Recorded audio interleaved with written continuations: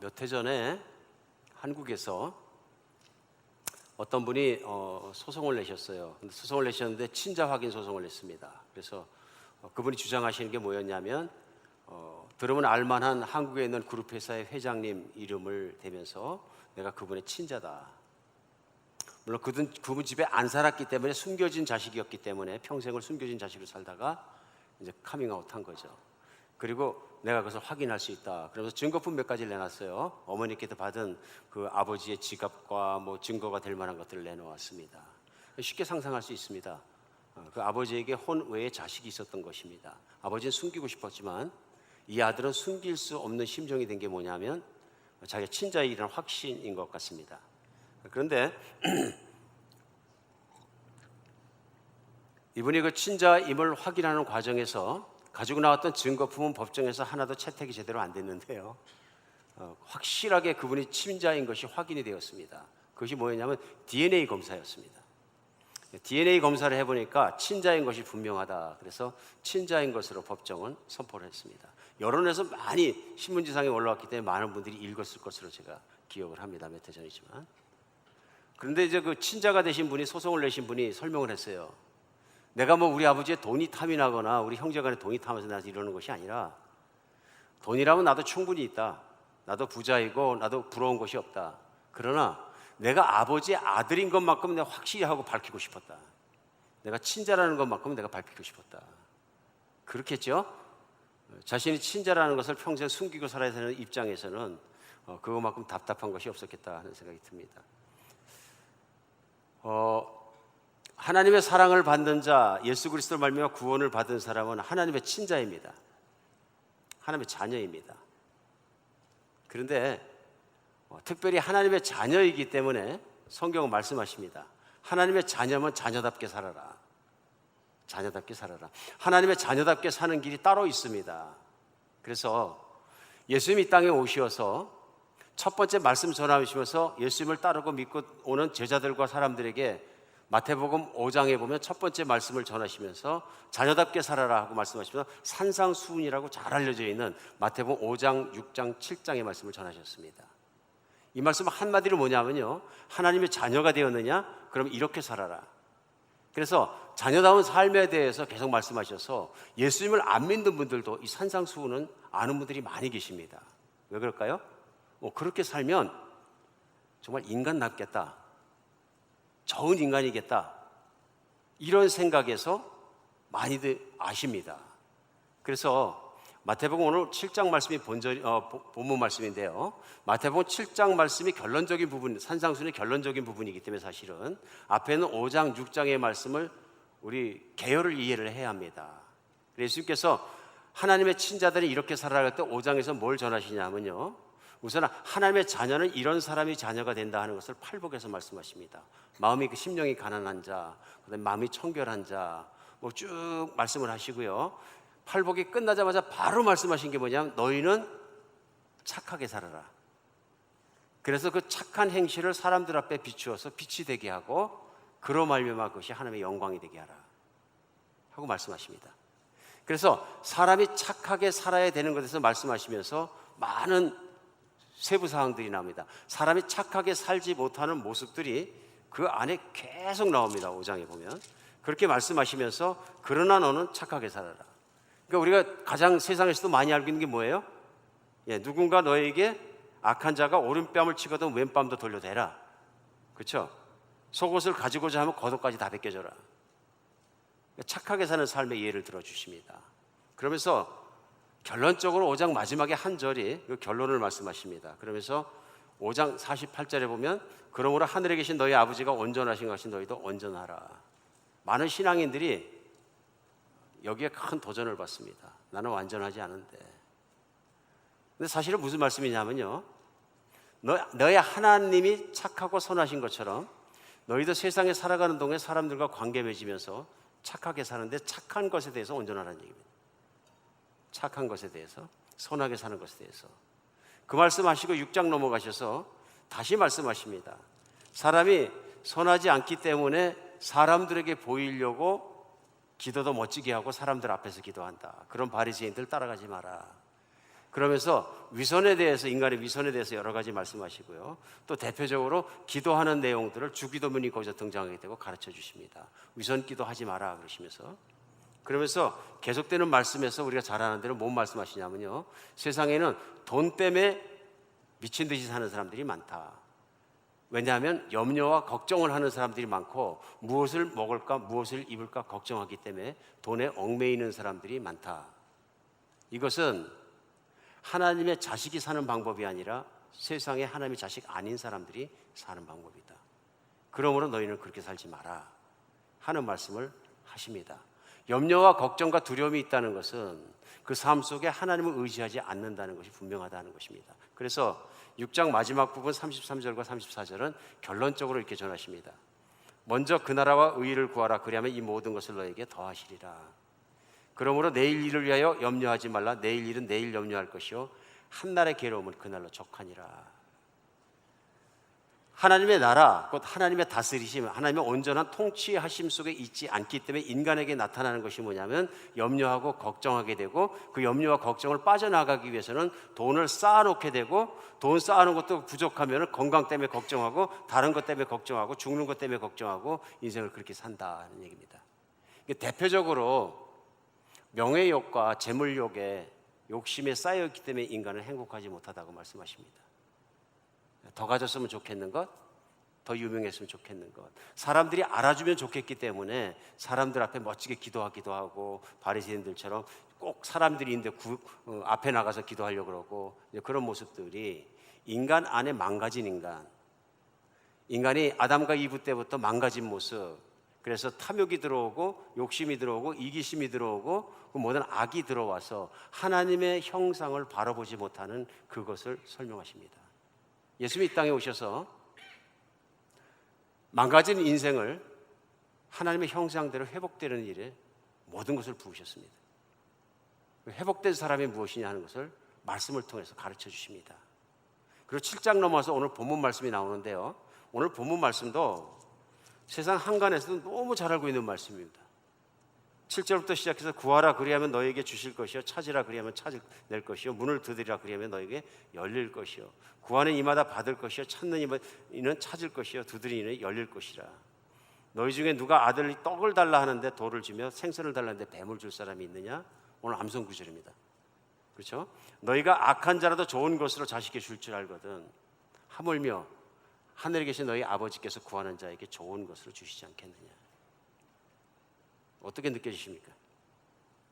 당장 기도해야 되겠다, 당장 구해야 되겠다, 내가 구하지 않아서 가난하게 사나 보다, 많은 생각할 수 있지 않습니까? 그런데 오늘 이 말씀을 하신 예수님의 그 뜻을 우리가 같이 생각해 볼 수 있는 그런 시간 되었으면 좋겠습니다. 산상수훈 말씀하시면서 하나님 자녀답게 살아라의 결론적인 말씀이거든요. 사실은 결론적인 말씀입니다. 인간이 이 세상에서 하나님 자녀답게 사는데 가장 기본적이고 가장 필수적이고 가장 본질적인 것이 무엇이냐면 기도하는 삶입니다. 우리는 기도하기 위해서 구원받았다 이렇게 표현해도 표현이 전혀 잘못됐거나 비성경적이지 않다고 저는 믿습니다. 오늘 예수님 말씀이 그것입니다. 기도를 해라 그러시는데 그냥 하라 그러지 않고요, 구하는 자는 받을 것이고 찾는 자는 찾을 것이고 문을 두드리는 자에게는 문이 열릴 것이다. 이게는 어떻게 생각해요? 우리가 생각할 때 구하는 것 다음에 찾고 찾는 것 다음에 뭐 우리가 또 문이 열리도록 구하고 뭐 이런 것들을 순서로 생각하는 순서보다는 오늘 분명한 것 한 가지 있습니다. 3번을 반복해서 동일한 내용을 말씀하셨다는 것입니다. 내용이 뭡니까? 하나님께 기도하는 자마다 반드시 갖게 될 것이고 반드시 이루어지는 것을 체험하게 될 것이다. 구하면 받을 거고 찾으면 찾게 될 거고 열 것을 기대하면 열리게 될 거다. 닫혔던 문도 열릴 것이다. 그런 말씀이죠. 3번에 걸쳐서 확실한 약속을 하고 계신 것입니다. 오늘 본문 말씀 가운데 우리가 분명히 깨달아야 될 한 가지 있습니다. 그것은 기도는 약속입니다. 기도 응답은 하나님의 철저한 약속입니다. 오늘 예수님께서는 3번에 걸쳐서 반복해 가면서 기도는 반드시 응답된다 말씀하시는 거죠. 기도는 누가 하느냐 하면요, 하나님을 믿는 사람이 합니다. 누구에게 하느냐? 하나님께 합니다. 누구의 이름으로? 예수님의 이름으로. 누구의 능력으로? 성령의 능력으로 기도하는 것이죠. 사람이 기도하게 되는 것도 성령이 도와주셔야 한다고 성경은 말씀하십니다. 아무렇게나 기도하지 못하고. 오늘 근데 예수님께서는 3번씩이나 반복하면서 하신 말씀이 철저한 약속입니다. 이 기도가 응답되는 건 하나님의 철저한 약속이다, 그것입니다. 왜 그럴까요? 그러니까 내가 염려하고 있다, 두려워한다, 근심하고 있다는 얘기는 뭐냐면 기도하지 않고 있다는 얘기입니다. 내가 기도를 하더라도 건성으로 하거나 기도를 하더라도 믿음 없이 하면은 내 안에 들어오는 게 뭐냐면 염려와 걱정과 근심이 들어와서 내 삶을 갉아먹어 버린다, 이런 얘기입니다. 그래서 성경은 그리스도 예수 안에 있고 그 나라 안에 있으면 의와 평강과 희락이 있어서, 그렇죠? 그래서 평화와 기쁨을 누리게 된다고 얘기하는데, 평강을 누리지도 기쁘지도 않은 건 뭐냐면요, 무언가가 그것을 갉아먹은 것이죠. 오늘 그 중에 예수님께서 지적하시는 건 기도입니다. 기도. 그래서 오늘 말씀 제목을 걱정 없는 인생을 사는 길, 이렇게 한번 정해봤습니다. 많은 분이 원하는 삶입니다. 걱정과 염려 없이 살기 위해서 우리가 얼마나 많은 걸 합니까? 얼마나 많은 돈을 쌓으려고 합니까? 뭐 제 생각에는 50만 불만 벌어도 은퇴할 수 있을 것 같은데, 30만 불만 있어도 은퇴할 수 있을 것 같은데, 평균 미국 사람들이 3만 불이 없다 그러던데, 3만 불 갖고 은퇴할 거 생각하는 분이 거의 없는 것 같아요. 자꾸 쌓으려 하죠. 오늘 비현실적인 얘기를 하는 거 아닌가 또 그런 생각을 하실 분이 계실지 모르지만, 오늘 성경 말씀을 나누기 원합니다. 먹이고 입히시는 분은 하나님이시다, 분명히 말씀하십니다. 오늘 기도는 하나님을 체험하는 신앙의 삶 그 자체입니다. 그러니까 말씀이 구하는 자는 얻고 찾는 자는 찾고 정말 문을 두드린 자에겐 열릴 것이다 하는 것이 내 생각 속에만 있으면 아무것도 아닙니다. 그래서 믿음으로 그것이 하나님의 말씀을 받아들였을 때 내가 그것을 믿고 기도하니까 기도했더니 이루어졌다 하는 것입니다. 이게 뭡니까? 신앙은 체험입니다. 신앙은 그냥 내가 듣고 생각 속에 있는 개념이 아니라, 신앙은 그 말씀이 살아있기 때문에 그 말씀대로 기도했더니 실제로 주어졌다는 겁니다. 간증이 있으십니까? 간증이 뭡니까? 하나님이 살아계시다는 게 내 안에서 체험돼서 할 말이 있다는 얘기입니다. 증거가 있다는 얘기입니다. 증거. 오늘 말씀이 그런 증거가 되는 여러분과 제가 되었으면 좋겠습니다. 하나님은 기도한 내용에 대해서 반드시 응답하십니다. 반드시 응답하십니다. 오늘 두 번째는, 오늘 예수님의 그 마태복음 7장 7절로 11절 말씀 속에 우리가 알 수 있는 건, 기도는 크리스찬의 삶 그 자체입니다. 오늘은 사실은 이거 우리가 깊이 생각했으면 좋겠습니다. 이게 왜 그렇게 중요하냐면요, 때때로 우리는 기도는 크리스찬들이 하는 일 중에 하나다 이렇게 생각합니다.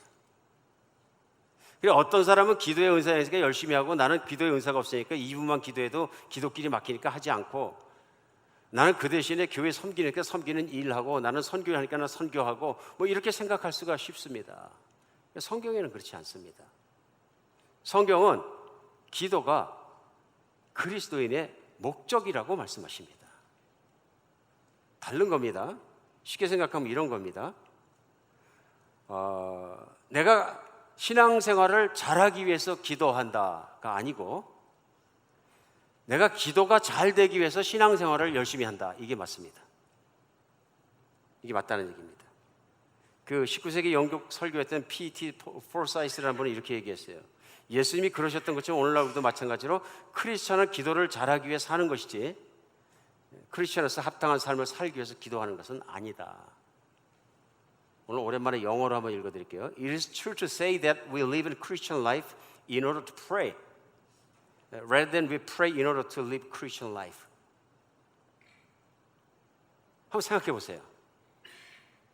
내가 기도가 이루어지고 기도가 잘 되기 위해서 하나님의 말씀을 따라 사는 삶을 사는 것인지, 아니면 내가 기도를 열심히 해서 하나님 말씀을 따라 살 수 있도록 기도하는 것인지, 비슷한 것 같지만 다릅니다. 뭘 다르고 있냐면요, 기도하는 것은 신앙인의 목적이고 본질이라는 얘기입니다. 왜 그럴까요? 우리 예수님께서 기도를 통해서 하셨습니다. 예수님이 산상수훈 5장부터 시작하기 전에 4장에는 보면요, 우리 수요일마다 마태복음 말씀을 앞으로 나누게 되는데요, 지난주 수요일날 첫 번째 말씀이 그거였습니다. 그래서 광야에 나가서 고난을 받으시는데요, 예수님께서 광야에 나가서 받으신 고난은 고난의 목적이 아닙니다. 시험도 목적이 아닙니다, 사실은. 그럼 광야에 왜 나가셨느냐? 금식하러 나가셨다. 금식도 목적이 아닙니다. 목적은 기도입니다. 사역을 시작하시기 전에 광야에 나가서 전적으로 아버지와 대화할 수 있는 기도의 길을 찾아 나가셨습니다. 금식은 온전히 마음이 하나님 아버지께 몰입할 수 있는 도움의 소재입니다. 방법입니다.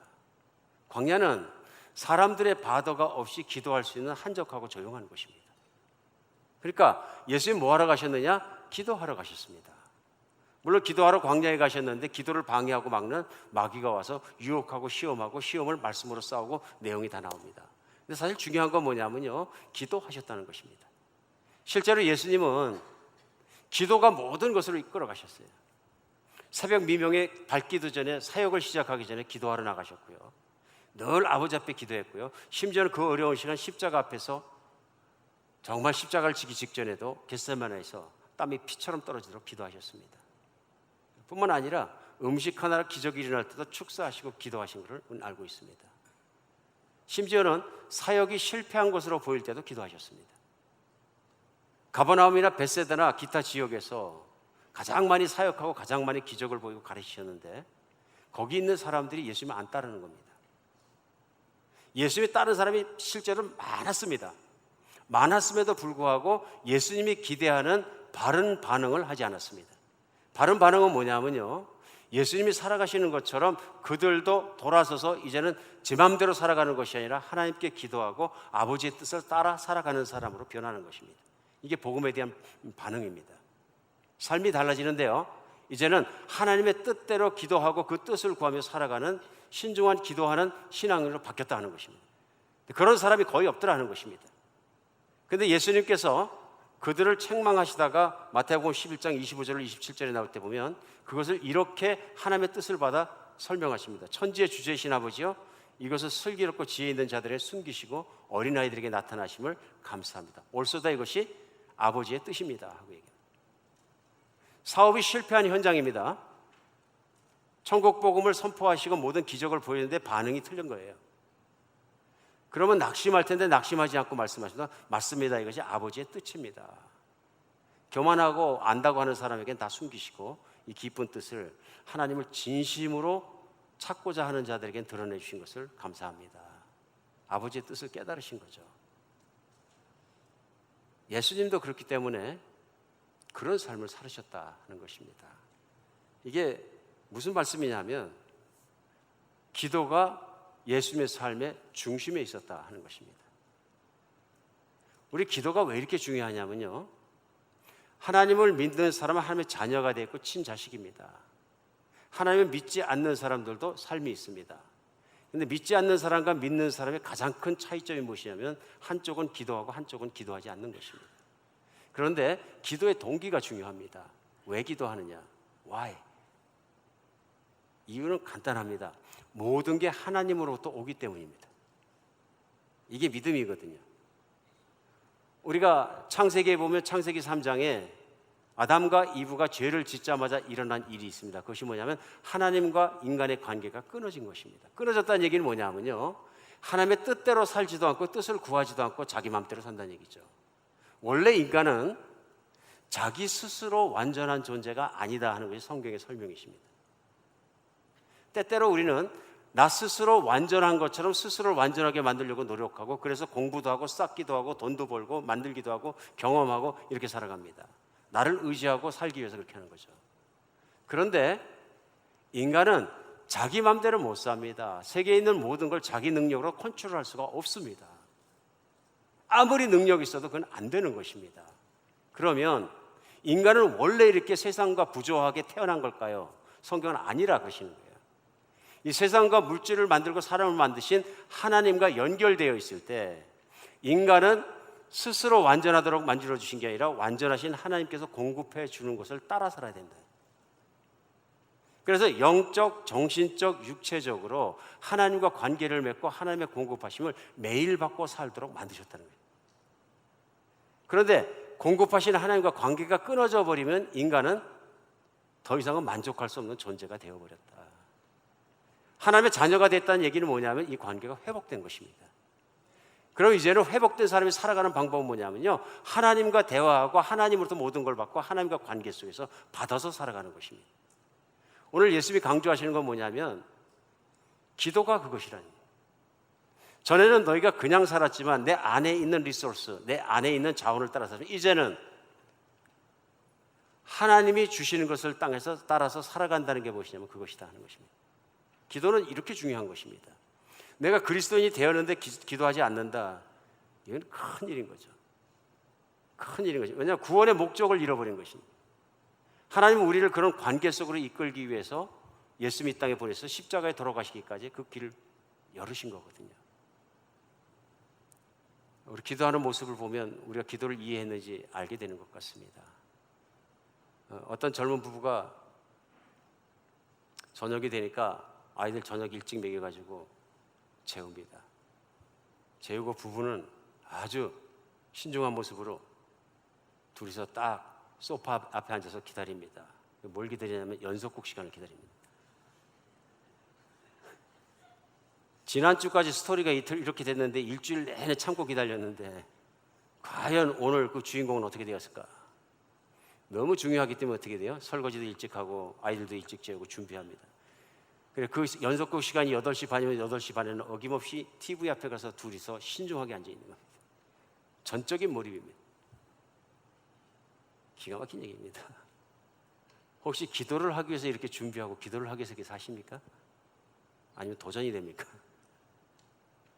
우리 영적 삶을 우리가 돌아보게 됩니다. 우리 기도에 그렇게 신중합니까? 실제로 그런 분들이 많이 계십니다. 한비전교회가 그래서 저는 감사해요. 새벽 기도하는 시간이 너무 좋아서 새벽에 하나님을 만나고 하루를 시작하기 때문에 이분들이 준비하시는 게 있어요. 뭐예요? 저녁에 일찍 잡니다.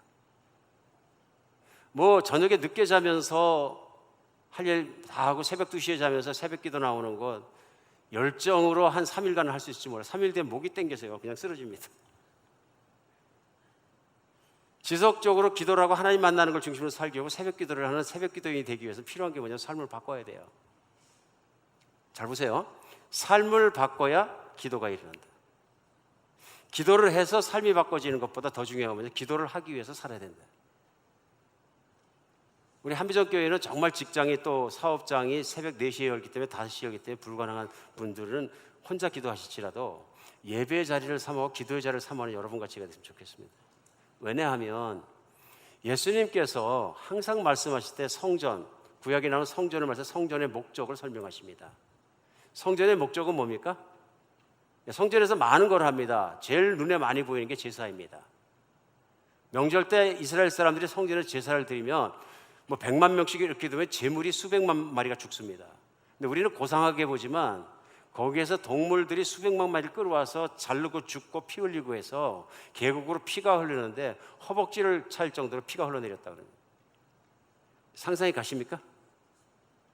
그러니까 성전은 무엇을 위한 것이냐? 그럼 제사 딱 나왔을 것입니다. 근데 하나님은 그렇게 말씀하지 않으십니다. 성전은 또 교제하는 것이다. 일주일간 와가지고 같이 고기 굽고 먹고 같이 나누고 하는 교제의 삶이다. 뭐 그것도 그 중에 하나입니다. 제사의 목적 중에 하나니까요. 화목제를 드리고 같이 나누어 먹는 것.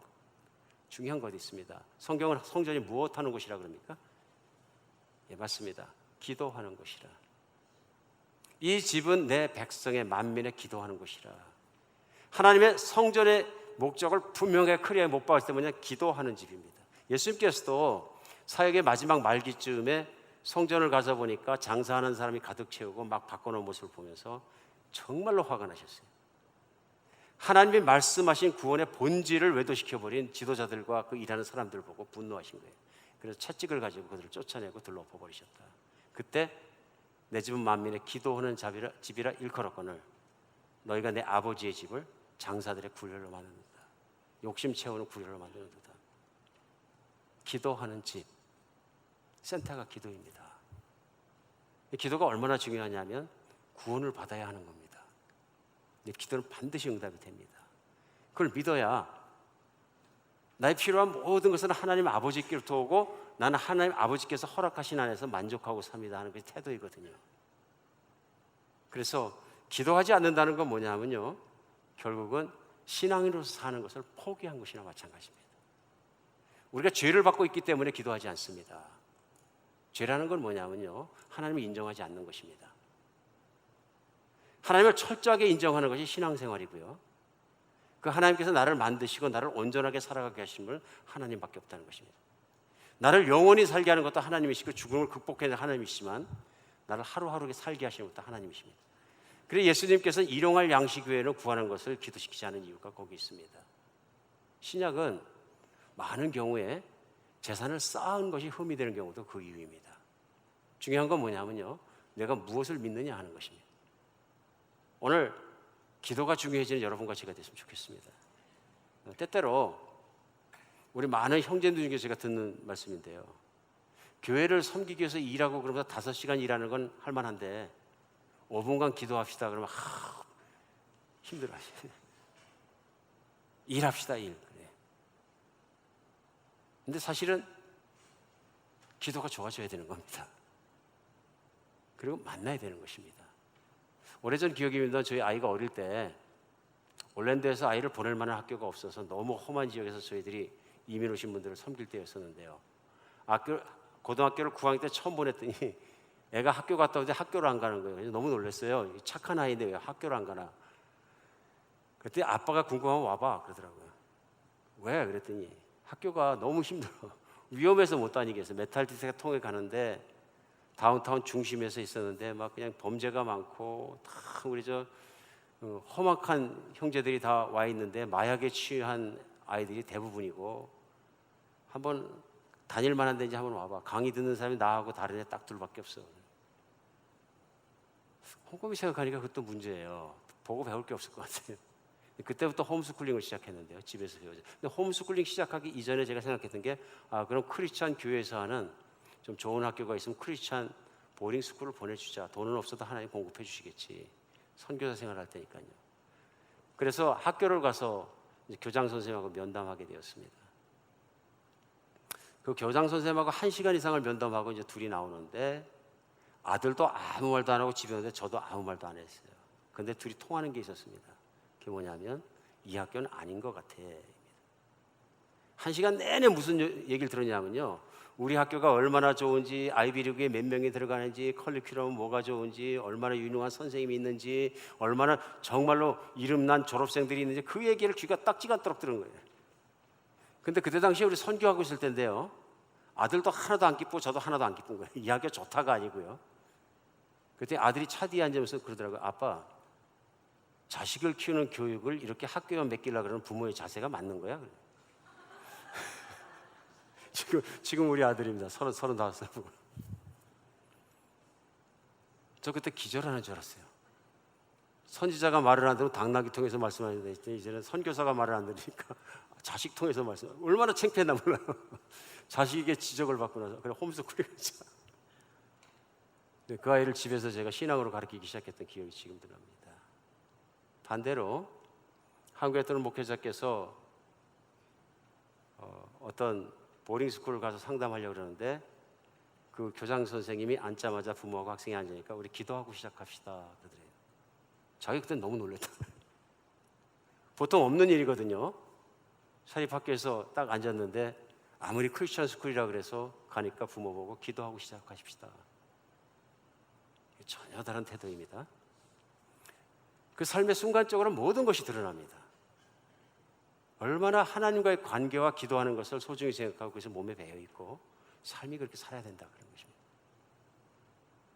때때로 활동이 기도를 삼켜버리는 경우가 많이 있습니다. 하는 일들이 막 기도를 삼켜버립니다. 하나님의 뜻이 아니면 일이 유효하지 않습니다. 우리 정말로 하나님께 기도하는 하나님의 백성이 되었으면 좋겠습니다.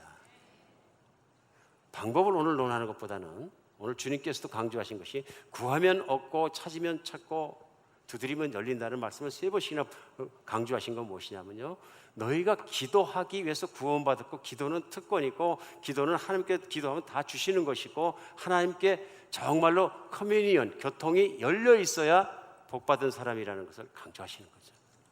그리고 예수님께서 그렇게 사신 것입니다. 아프리카 작은 산골에 선교사님이 가셔서 복음을 전하셨습니다. 마을이 다 믿게 되었습니다. 이 선교사님의 가르침을 따라서 아프리카 고을에 있는 사람들이 다 기도의 삶을 살게 되었습니다. 골방기도 하라는 주의 말씀을 받아들여서 바깥에 숲속에 기도의 자기 처소를 다 정하고 동네로부터 나와서 자기 처소까지 걸어가서 기도하고 하루에 두세 번씩 기도를 하고 돌아왔습니다. 자연히 기도 처소로 가는데 길이 생기기 시작합니다. 하루에 두 번, 세 번씩 되니까요. 풀이 밟히고 그 사람들이 가서, 그래서 이 사람들이 자기의 기도 처소를 뭐라고 그랬냐면은 기도의 길이라고 불렀습니다. 매일 가다 보니까 길이 나는 거예요. 그 다음에는 생명의 길이라고, My Life Way라고 불렀습니다. 그런데 기도를 게을리하는 사람들이 나옵니다. 그럼 무슨 일이 나면요, 기도의 길, 생명의 길에 풀이 나가지고 다시 정글이 되는 거예요. 그럼 동네에서 형제들이 지나가다 보고서는 형제에게 가서 얘기해 줬다 그래요. 형제님, 생명의 길에 풀이 많이 자랐습니다.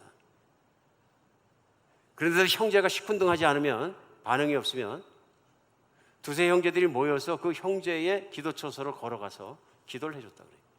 대신. 그리고 찾아와서 다시 얘기했다. 형제님, 우리가 형제님의 생명의 길을 다시 닦아놓았습니다. 같이 가서 기도하면 저희가 함께 가드리겠습니다. 아름다운 얘기입니다. 실화인데요. 신앙의 참 아름다운 모습입니다. 내 기도하는 것뿐만 아니라 우리 형제 자매 기도하는 기도의 삶을 같이 생각하면서 도와주고 같이 갈 수 있는 것, 얼마나 아름다운 일입니까? 여러분과 저도 그런 기도의 삶을 통해 살아가는 인생이 되었으면 좋겠습니다. 인생 최고의 인생은 기도로 사는 인생입니다. 우리 오늘 말씀 나누다 보면 끝이 없겠죠. 그 뮬러 같은 고아의 아버지라면 유명한 분은 어마어마하게 많은 횟수를 기도로 사는 것만으로도 책으로 한 권입니다.